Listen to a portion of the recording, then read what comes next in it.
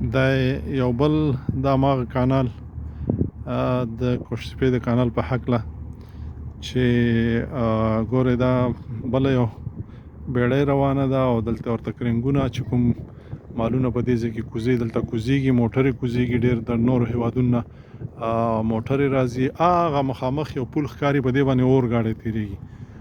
او دلته چې دی بیړۍ ځي دلته دوی بیا رستورانونه جوړ کړي دي او دا هوټلونه دي چې پاتې کېږي خلک او ډېر ښه دغه رستورانونه آیسکریم او چای او کافي او نور داسې خوراکي مواد یعنی اپل او دې پلو ټول دغه بیخي لکه زموږ د کوشتپې کانال چې دی هماغه شی دی نو ډېر سیالبین ورته راځي او ډېر میلمانه راځي که درته ووایم چې د اروپایي هیوادونو او تر امریکا پورې دلته موږ هغه خلک ولیدل چې نو فقط انګریزي خبرې کوي راځي نو زما د خبرې مقصد او د ویډیو مقصد دا دی که موږ تاسې او نظام دې ته پاملرنه وکړي چې دغه پلونه چې تاسو د کانال د پاسه جوړوئ